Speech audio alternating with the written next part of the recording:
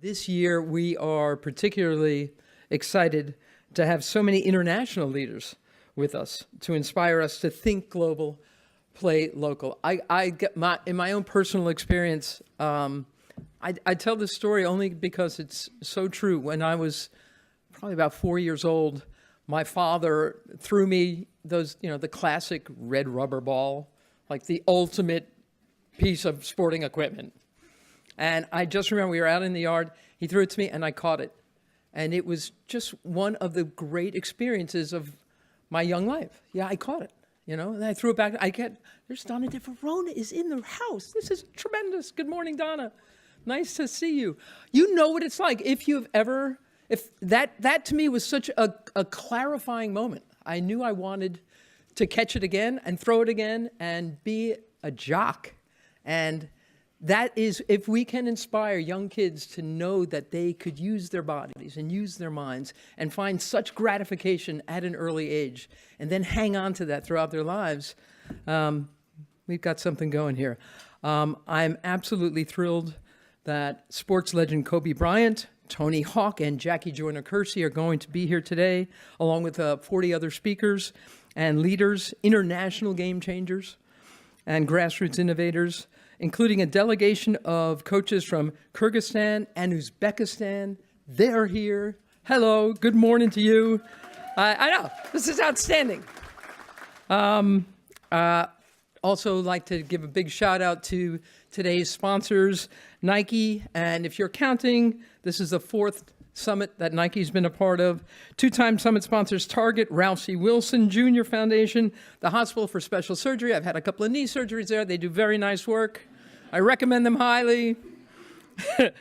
My own colleagues at NBC Sports Group and so many other people have made today possible. The NHL for sharing the Stanley Cup.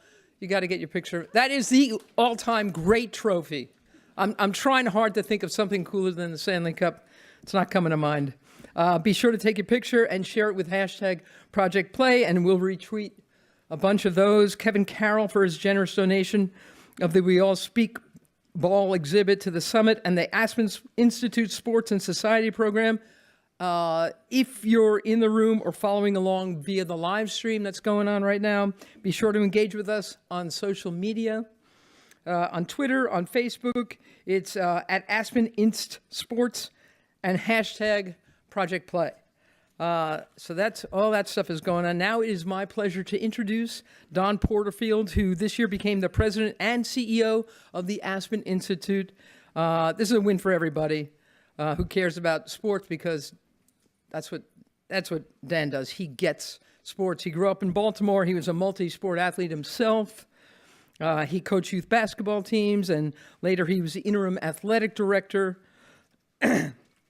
at Georgetown University. He also served as a senior vice president and English professor for 14 years. Good God, you've been busy. Then he was a president at Franklin and Marshall College. He was a leader in Division III sports. He took steps to build an athletic culture that celebrated the educational value of sports and coaching. Going to talk a lot about coaching today. We're grateful to have him with us. Look forward to what he has to say. Please join me in welcoming Dan Porterfield to the stage. Dan?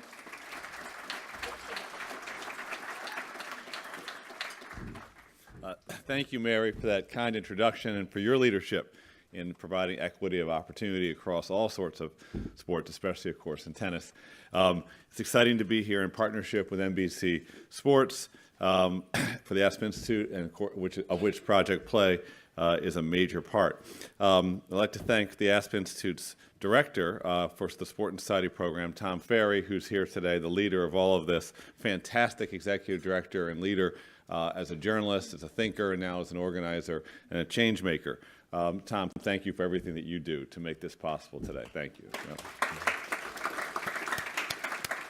At the Aspen Institute, we love the mission and work of the Sport and Society program and Project Play to build healthy communities through sport by breaking down barriers to access to recreation, by developing and distributing critical information about how to build healthy sports programs and cultures, and by working at all sorts of local levels all around the country and increasingly the world to create a culture of sport, always with a mindset towards health, wellness, and citizenship. I believe that such work is essential, not only for the Aspen Institute, which is this vast people-serving force of good that has 30 different policy programs and everything from climate change to education to the future of work. This work we're doing here today is essential across all of that work and for all sectors of society. It's crucial for a strong society to be good at things that parents and families need and value. That has to happen. Our institutions have to be good at the things that families need and value. For example, that means good societies, right, are excellent at promoting security and safety. The best societies are excellent at promoting education and opportunity. The best societies are excellent at promoting clean air and water and preserving the environment. And the best societies are excellent at promoting and developing a culture of sports, athleticism, and recreation in their young people.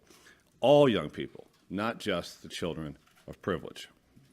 We want all of our young people to play and be active. We also want the systems that we build to provide these opportunities sustainably.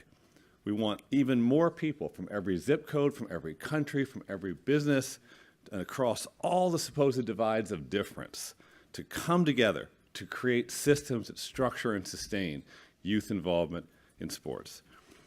Participation in sports is a passport to a successful adulthood. Sports grow confidence in cross-cultural relationships. Sports cultivate the qualities of discipline, resilience, and leadership. Sports promote health, fitness, and wellness. Sports broaden horizons and give perspective. Through sport, we learn that defeat is not death, but the chance to compete again. And ultimately, we know that sports build citizenship, and that is more important for our country and our world today than ever. We must build strong citizens, and sport is a passport to that great goal. By investing in access, equity, and character formation in youth athletics, we emphasize to young people the value of their active participation in society. They're wearing their uniform when they are in the shopping mall, when they are helping a friend at school, when they are doing their chores. They are always wearing their uniform as an athlete and as a citizen in our society. And sports cultivates that sense and that pride in being an active citizen. That's good for them, and it's good for all of us. Of course, there's no single way to achieve these goals. The Aspen Institute and the Sport and Society program are committed to working with all of you to create that healthy sports culture, sustain it, and take pride in it, and help our young people have ownership in it and be leaders within the sports culture that we're building. That's critical. We're committed to working with all of you. We're so proud to be here today. I'm now pleased to invite to the stage Tom Ferry, Executive Director of the Aspen Institute Sport and Society program. Thank you for being here. Tom?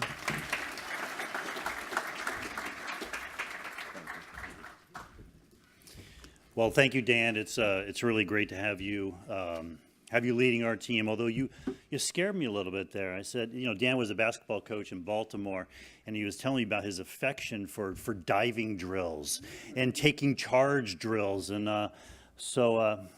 be easy on us, okay? In the sports and society. Foul shots. I don't make any. That's what Kobe's here for. Anyway, so listen, and thank you, really, thank you to every one of you for being on this team, the Project Play team, our shared effort to build healthy kids and communities through sports. This is, this is much more than a conference. The Project Play Summit is the nation's premier gathering of leaders at the intersection of youth, sports, and health, because it's the venue for change makers to take measure of the progress made in the past year, identify new challenges, explore new opportunities, announce new initiatives, and launch new tools, and take next steps in building what we call Sport for All, Play for Life communities. Indeed, Project Play isn't really the creation of the Aspen Institute. It's an organic thing.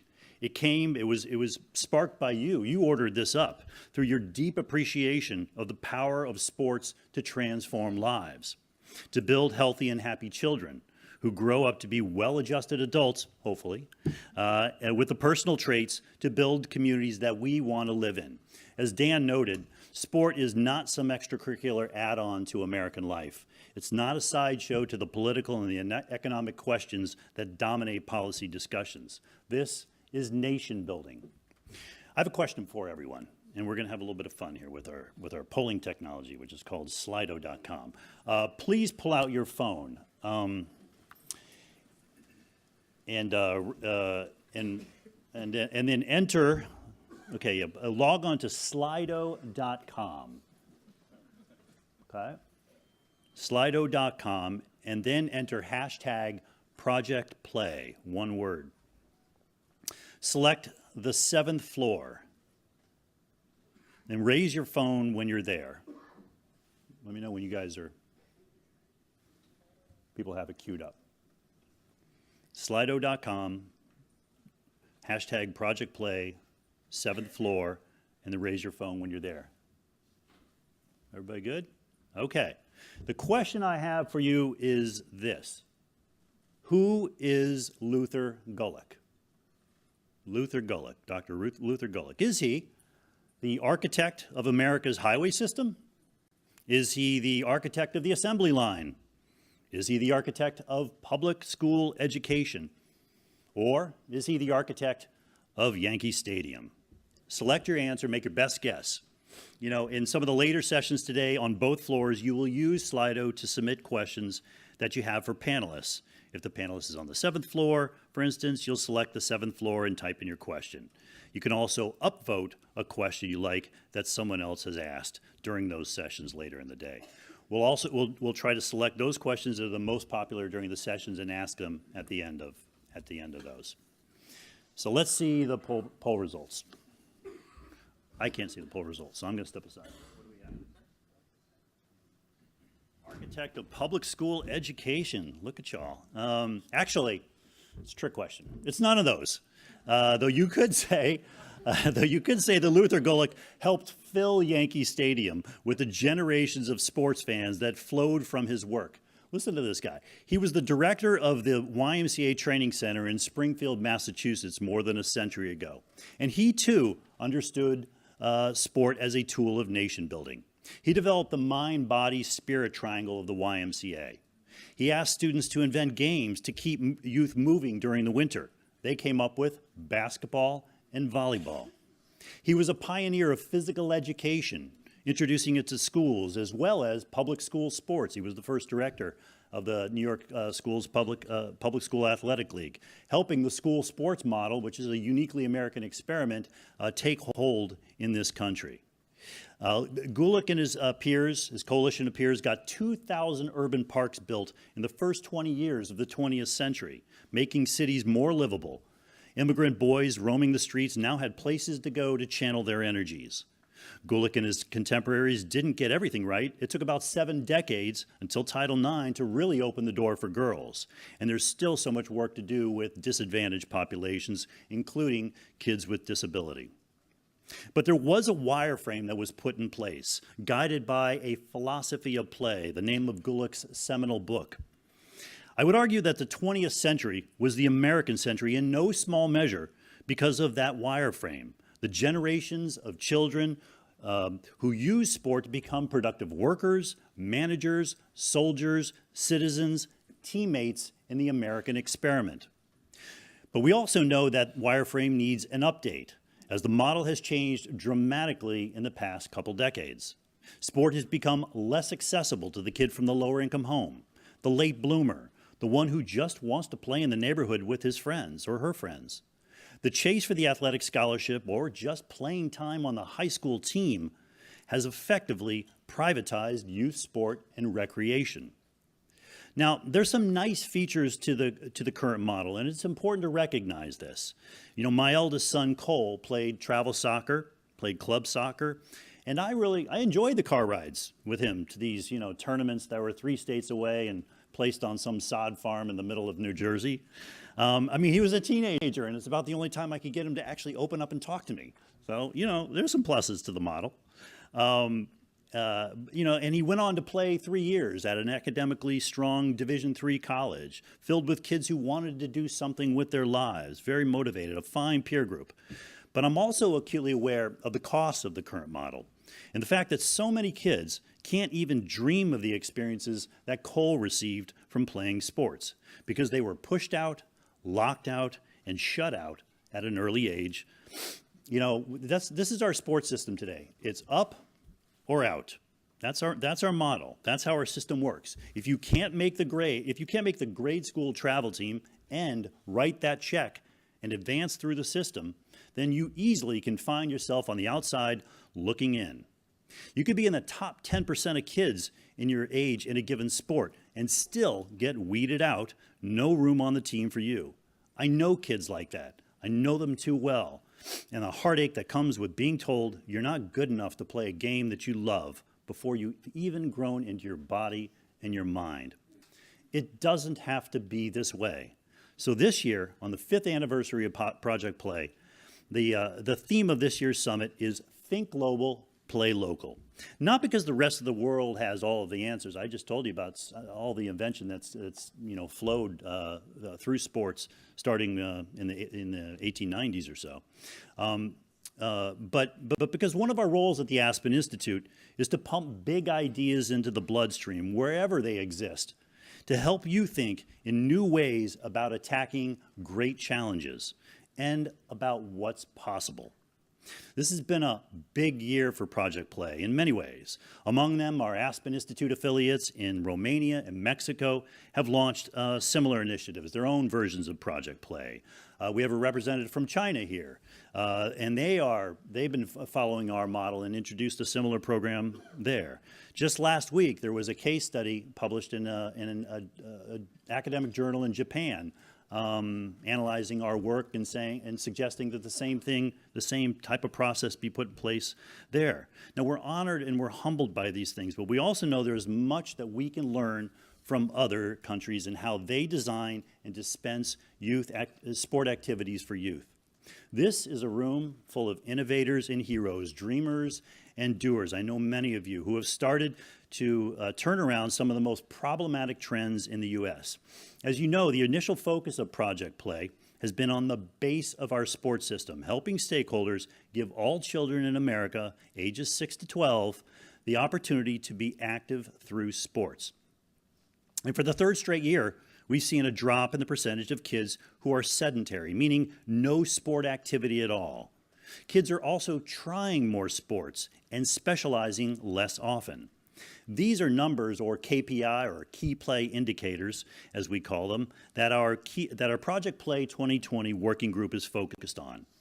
Launched last year, the Project Play 2020 is comprised of many of the most influential organizations in sports and industry. The logo soup there, am I supposed to turn it? Hey, whoops, I did wrong. There you go. Those are the members of Project Play 2020, and many of them they're really digging in. Another KPI of focus is the percentage of coaches who are trained to work with youth, which is stuck at 3 out of 10 max. So today, we fill a major gap in the landscape with the launch of an online training resource that any organization can use to ground new coaches in the basics of working with kids. The U.S. Olympic Committee and Nike co-developed the course, which is free, I underscore free, and asks just 30 minutes of a volunteer's time, about all that many have to give. Many volunteers are extremely busy. They come home, they don't have time to draw up practice plans and get it all together. And this course begins to make it a little bit easier on you. This course meets people where they're at, volunteers where they're at, with a website linking users to deeper sports-specific and other resources by trusted organizations. There's a panel where you can explore this course later today. Also this year, the NBA, working with USA Basketball, issued the first ever age-appropriate youth standards for the sport. The U.S. Tennis Association and the PGA of America align their youth outreach efforts with Project Play's framework of 8 strategies for the 8 sectors to get and keep kids active through sports. The New York Roadrunners announced new age minimums for its races. The Sports Facilities Advisory introduced a program to help municipalities grow access to facilities for low-income youth. Working with Aspen, ESPN, and Under Armour partnered to support the development of a digital do-it-yourself tool that anyone can use to mobilize leaders in their community to get more kids involved in sports.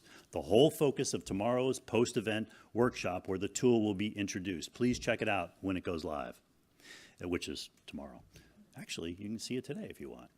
Teamwork Toolkit, Project Play. Another tool that we'll be exploring today is the Healthy Sport Index, which parents and even kids can use to find the best sport for them. It's the world's first resource guided by data that compares the health benefits and risks of playing the top 10 and top 10 boys and top 10 girls sports offered in high schools. It's we take very much certainly from an Aspen approach, very much an Amazon idea. The ethos of being customer first and mindful. What does that person need? How do you give it to them? This sort of inspires it. We know that parents want information to make the best decisions for their kids, and we're committed to that. And this is a really special tool that will help them get to the right place. But the thing is, you can customize this tool. It's not saying you shouldn't play this sport or you should play this sport. You can customize this tool based upon one's needs because every kid is different. Each sport profile page also includes recommendations on best practices and complementary sports.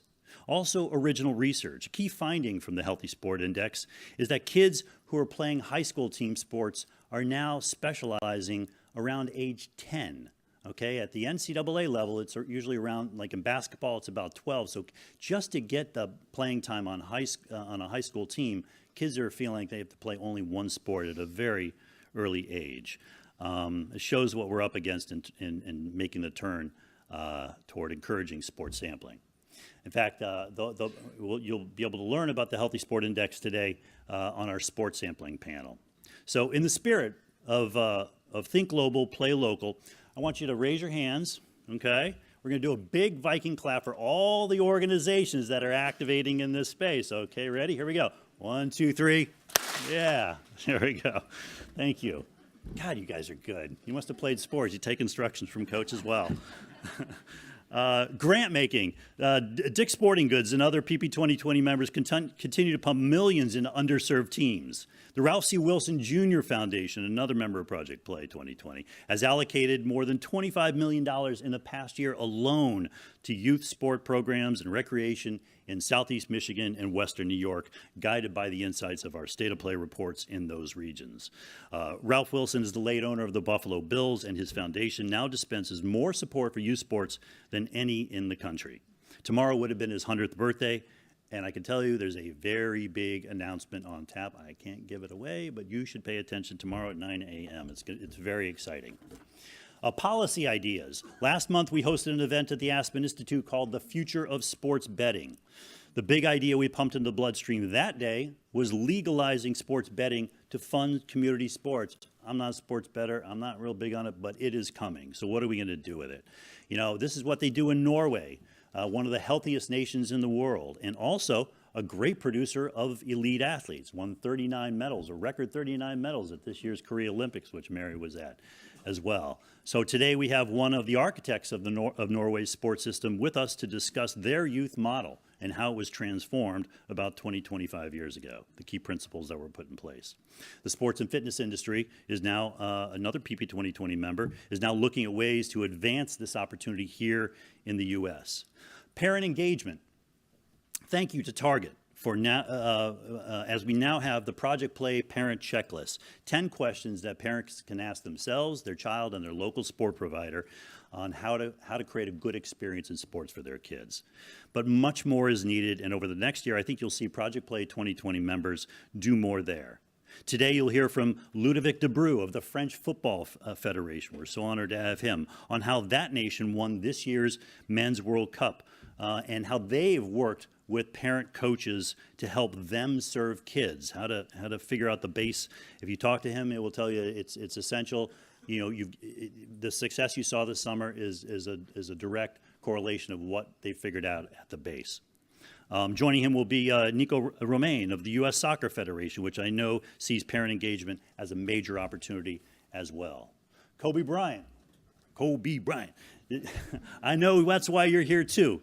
You're a dad, you've seen some things, and you want to make a positive contribution. Thank you for being part of our collective effort, elevating what we're trying to do, and push it forward. Same to you, Jackie Joyner-Kersey and Tony Hawk and the rest of the incredible speakers here today. Trailblazers all who know we can do better by kids, especially our most vulnerable kids, those with disability and with few family resources. You know, kids from the lowest income homes are now half as likely to play sports as those at the upper end of the income spectrum. The gap between sport haves and have-nots has widened. When we talk about think global, play local, think of it also as a metaphor as well for what needs to happen to bridge those gaps. Take a holistic view of sport in your community and ask not just what's good for your child, but for all of his or her classmates, and then design from there. There is no silver bullet solution to this. It's more like, as we say in the collective impact world, a silver buckshot solution. Organizations and people from across the 8 sectors that touch the lives of children developing what we call mutually reinforcing actions, guided by a vision of an America in which all children have the opportunity to be active through sports, and a framework of shared, durable, simply worded strategies. So let's run through all 8 of them now, shall we? Because I know you like the Viking claps, okay? Let's do this again. We're going to do 8 of them. Ready? Here we go. A little exercise, morning exercise for you. The first one. Am I supposed to advance here? I think I am. The first one, ask kids what they want.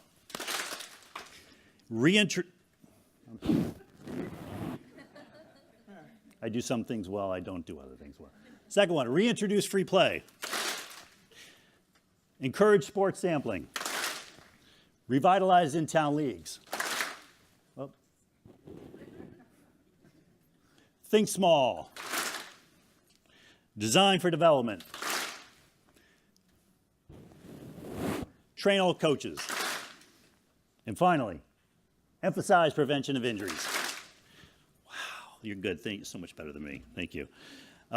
So give your peers a hand for all the good work they're doing that aligns with this framework. Aspen, you know, we're just the keeper. We're just the keeper of the framework, the aggregator of ideas, the illuminator of heroes, the maker of tools, and the collector of facts, even the uncomfortable facts. You'll see them in the State of Play report that's in your packets today. About where we are. But those facts lead to essential truths. So we can, as Bennett Omalu, who was here a couple of years ago, the concussion doctor, said, so we can build upon the truth. Truth and progress, those are the core values of Project Play. That's all we want, and that's all we feel that 80 Kid deserves. So thank you for trusting us to facilitate this shared conversation about reimagining sports to align with the needs of kids and communities in the 20th century. Our Stanley Cup, pun intended, runneth over with appreciation. I think Luther Golick would be very proud of everything that's happening in this room with all of you. So enjoy. And with that, I'd like to bring Mary back up.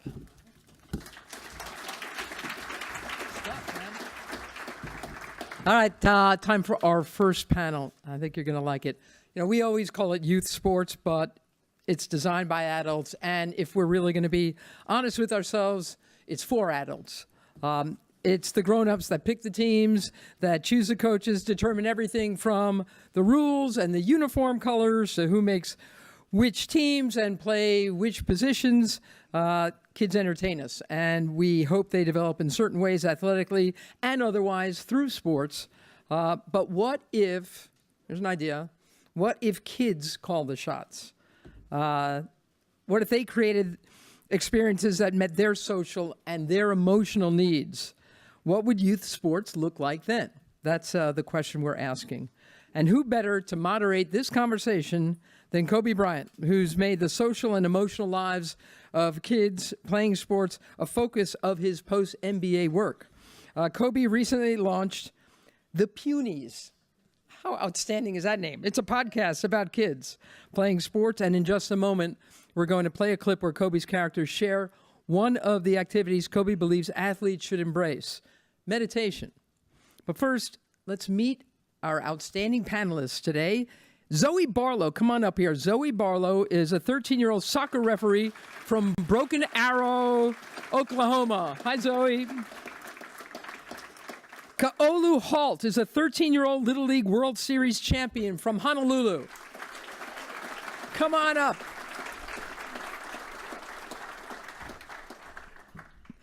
Shakira Mills is a 12-year-old Special Olympics track athlete from Detroit, Michigan. Beautiful. And Owen Norwood is an 11-year-old multi-sport athlete from Mobile, Alabama. Come on up, Owen. All right, as they take the stage, let's listen in to the Punies. I think we can all be better players if we just take some deep breaths and work on our awareness, on being here and now. This is hippie nonsense. It's really not. We can all learn how to be in the moment. If you're too much in your own head to know what's going on around you, it limits your creative playmaking ability. Whoa, where did you learn all this? It's the first lesson in Gordon's Getaway Retreat. That little fort in your backyard? It's a really cool fort, okay? It has a rock garden. Touchy, touchy. Look, just try a breathing exercise with me. Fine, okay. Everyone, close your eyes. Take slow, deep breaths. Focus on the air going in and out of your bodies. All right, how's everybody doing? How are you guys feeling? Good. Okay, so we have any butterflies right now? Yeah, butterflies fluttering a little bit? Yeah. Yeah, I noticed before we came out here and Zoe was standing back there and she kind of just took a nice deep breath. Like that, you know, the kind where you breathe into your stomach. I said, I recognize that breath. That's the breath you take when you want the wings on the butterflies to stop flapping a little bit. Yeah. All right, so let's maybe start with your favorite sport. 'Cause I know most of you guys play multiple sports, right? So maybe let's go down the line and let's start with you, Zoe. Your favorite sport. I have two. I love soccer and basketball. Okay. Well, you got to pick one. Oh Because my gosh. because that's what we do as parents is say, pick one. Pick one sport. Play that sport. I'm just kidding. You don't have to pick. Oh, okay. All right. My favorite sport is baseball. Baseball. My favorite sport is running track. Running track. Okay. My favorite sport is basketball. Basketball. All right. Now, what's your favorite team? The Lakers. Who's your favorite player? LeBron James. You know, there's also something to be said for children and their honesty. Okay? So tell me, what is it about the sport that you guys play that makes it so enjoyable for you? Like, what got you into playing sports in the first place? How about you? What got me into playing sports was watching sports and looking at you, LeBron, Steph Curry, and all of those players. All right, and so when you watched us play, was that something that you felt like kind of did what, sparked your imagination? You wanted to? Yeah. Okay, all right. And how about you with track? What got me into running Yeah, track Yeah. was my coaches. They made me happy. They believed that I can do it. I believe in myself. I'm an asthmatic, but I keep going. So I be watching the 3 girls that run in USA Special Olympics. I watch them run, so I think I can do it too. Now, what are some of the things that the coaches would say to you that for you to believe that they believe in you? What are some of the things that they would say? They'll tell me, you can do it, you can do it. And then when everybody claps, I just feel excited. I know I can do it. And then they say I hear somebody call my name, I know I can hear them when I'm running. So I It just gives you take extra off. push. Yes. Yeah. And how about you? What got you into playing baseball and being a pitcher? Right? My dad got me into playing. Because my brother started playing, and then I wanted to play too, so he helped me and teach me how to pitch and how to hold grips on the ball. And that got me into playing baseball. Now, what is it about being on a pitcher's mound that you think you enjoy the most? Probably like all the attention is on you. And you pretty much set a tone for the game and for your team by pitching and throwing good. So you do good for the rest of the game. Did you ever think about the responsibility that comes along with that? Not really. I just pitch and play for my team. That's good. And Zoe, how about you? I started playing sports because my dad was the coach, so he got me into it. And I wanted something to do in my free time, and sports I've always loved it, so that's why I did it. One of the things we're talking about out back is the challenges of playing a sport, going to school, and then also being knowledgeable about how to operate your mobile device.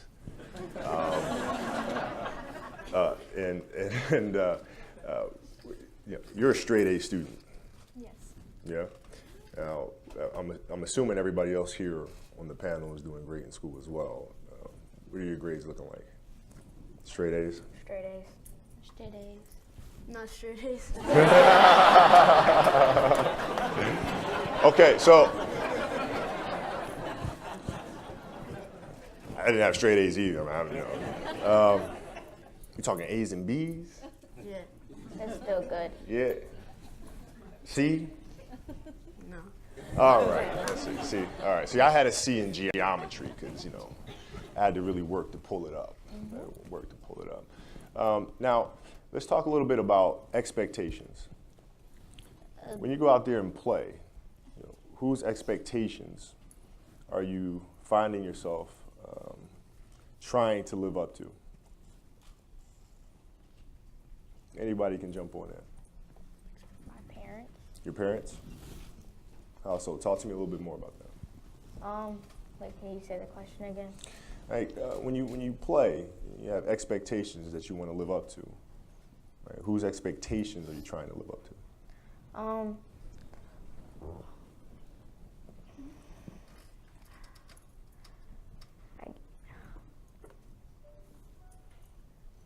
I say my parents because they really strive me to play sports, and I really want to make them proud. And how do you feel you do that? When you go out there and you perform well, does it matter whether you win or you lose? Yeah, it kind of does, but also I just have fun. Yeah, but I mean for you, not for your parents. Your parents are going to love you no matter what, right? It's hard. It's hard sometimes to understand. It's like, I have to win this game, or my mom's just going to just like, no, we're going to love you no matter what, right? But like for you and how you feel, do you feel like whether you win or whether you lose, you have I really let my mom down in a situation. Is that something that you guys struggle with a little bit? No? Much. You're good? I'm good. Okay. Everybody else? Maybe sometimes. Yeah. If you've been working on the pitch with your pops, you've been working on that changeup. Because he said his curveball is nasty. You say, I got to work on my changeup, right? Yeah. And so if you get out there, you've been working on your changeup, and all of a sudden you throw your changeup, but that changeup is not placed where you want it to be placed, and all of a sudden it's a home run out the park. What's the first thing you think of? The first thing I think of run track is my mom, my coaches, my friends, because they the one that told me, I hope you win. I want you to win. I want to go. I don't want silver, none of that. And I just think about my mom. She want me to win. She want me to bring home gold medals and stuff. So when some kids say to me when they race me, I'm gonna beat you, I'm gonna beat you. And then I just ignore it.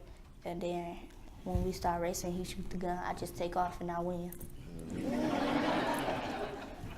So when's the last time you won silver?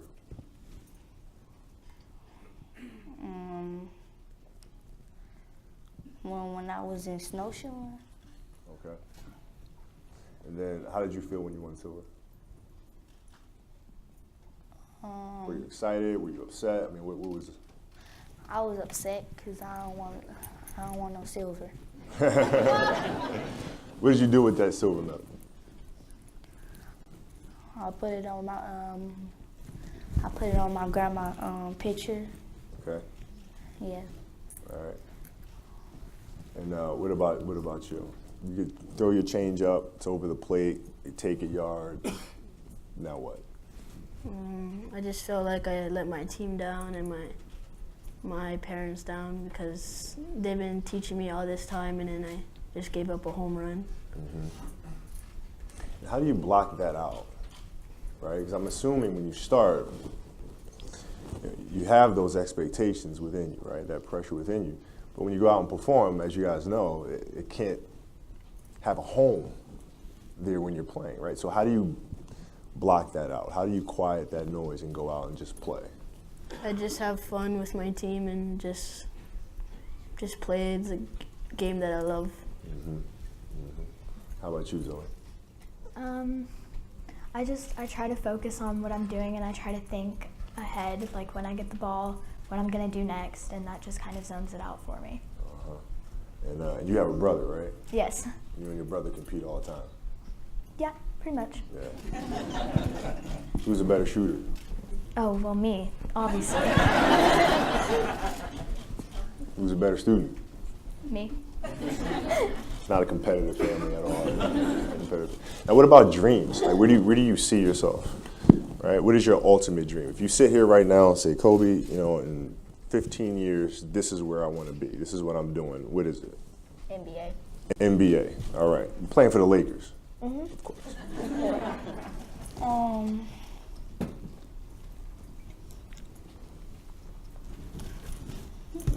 Could be anything.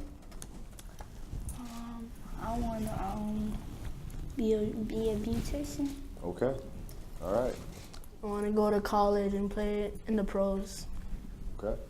I want to be a doctor. You're a doctor. All right. Now, what important values do you think you're learning from playing sports that'll help you achieve these dreams? What are some of the things that you're learning? Working with others, with your friends, and also learning valuable skills by maybe eating healthy. Okay. What about you guys? What are some of the valuable things that you guys are learning from the sports that you guys are playing?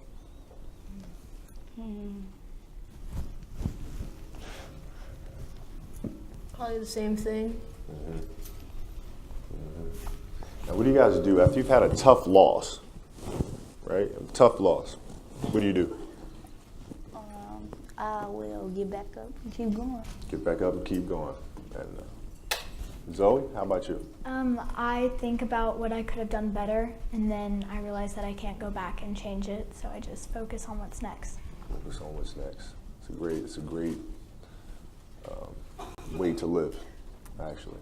And I know you were doing some homework before your World Series match, right? I mean, you were studying the batters. Yeah. Yeah, you want to talk a little bit about that? How your coach prepared you for that? Oh yeah, our coach told us to to study the batters on the team, to see what they like to do, like how they like to hit and how to pitch towards them. So we studied that that night or the night before, and we see how what they hit and what they don't hit. You felt that made a big difference for you, right? Yeah. Right. It's funny because I coach my daughter's basketball team, and when I first started coaching, what a lot of people said is don't give them high-level information because they're just kids. They can't process that high-level information. And I think we vehemently disagree with that, right? You want to be able to have the high-level information so you can process it at an early age and improve much faster, right? Because you're learning that information at an earlier age, right?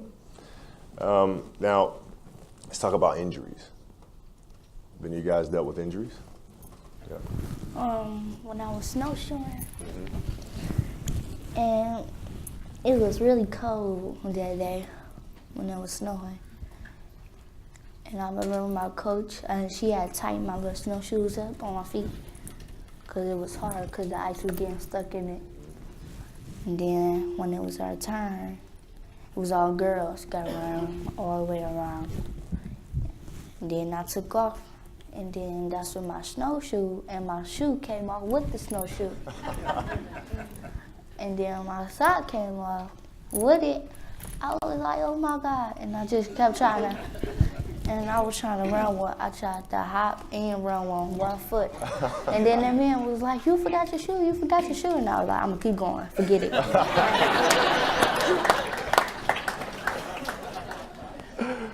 Determined. How about you? You dealt with injuries yet? No, sir, No? I haven't. It's probably because I God. wear the proper equipment.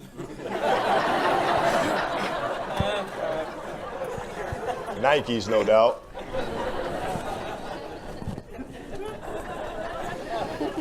Contracts in the mail. What about pitching? I mean, throwing a curve takes a toll on shoulders, right? Yeah. I mean, I think when I was 10, I hurt my elbow because I think I threw a curve and then it was sore, so I had to go to the doctor. And I couldn't throw for a couple of weeks. And then after that, I hurt my wrist because I slipped and then I landed on my hand. And then my wrist, I don't know what happened, but we didn't go to the doctors. We just let it go, and then I could pitch like a month later. Okay, what did you do? When you had those 2 weeks off, how did you feel those weeks? Because I would imagine you're used to pitching and playing every day, right? It's kind of boring because you couldn't do anything at practice. You could just sit there, and you couldn't throw, you couldn't practice with your team. Yeah. How about you? Have you had injuries? I had a broken ankle and a concussion before my state tournament.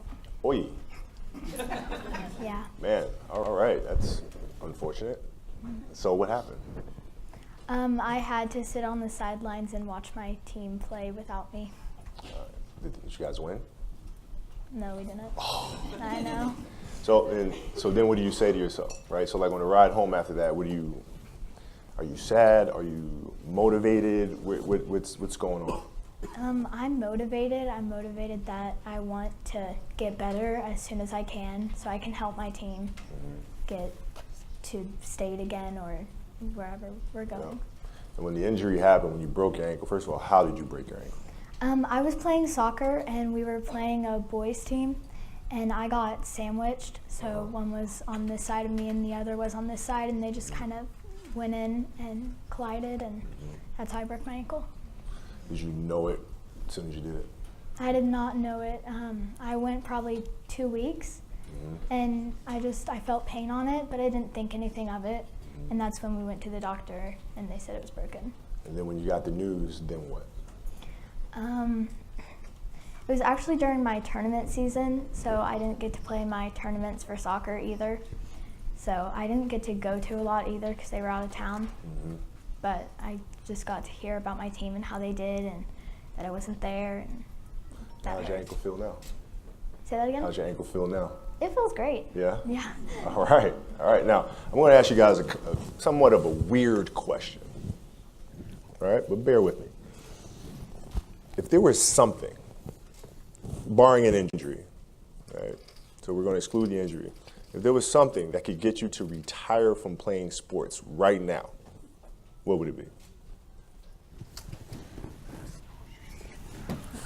Like what sports? Whatever sport you choose. If you're not going to play sport anymore, I'm done. I really don't want to pick one, but I pick snowshoeing. Snowshoeing, you say, I'm not going to do the snowshoeing thing. My shoe came off one time, I'm done. Because it's snowing, it's ice and it's cold. Yeah.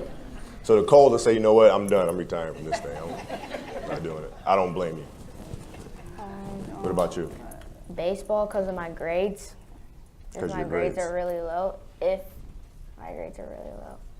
So if your grades are low, you would retire. It seems like your mom would force you to retire if your grades were low. Yeah? Zoe, how about you? I'd quit volleyball. Yeah, you quit volleyball, and then why? I just don't love it as much as I love the other sports. So your favorite sport is basketball? And soccer. Try. So what could get you to retire or force you to retire from playing soccer or basketball?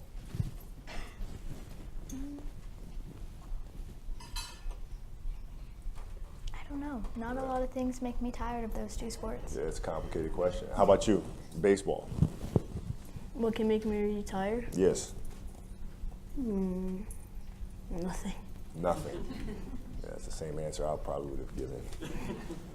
All right, and so as you guys move on from here, my advice to you is remember that there's no secret formula. There's no magic wand, right? If you want to get better, the more you do it, the better you get, right? And there'll be a lot of things, a lot of obstacles, be it injury or teammates or bad coaches. And fortunately for you guys, it sounds like you guys have all had great coaching experiences. The same cannot be said for a lot of children, which is why we're here.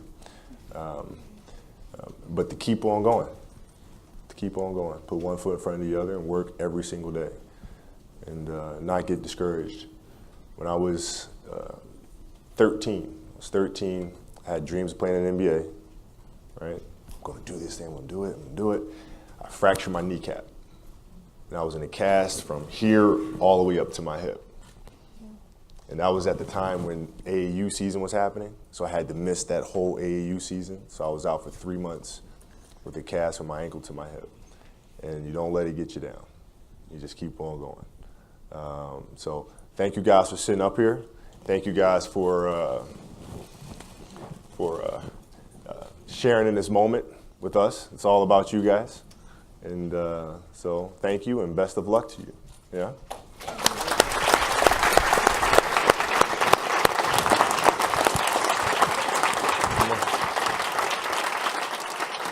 Ha ha ha.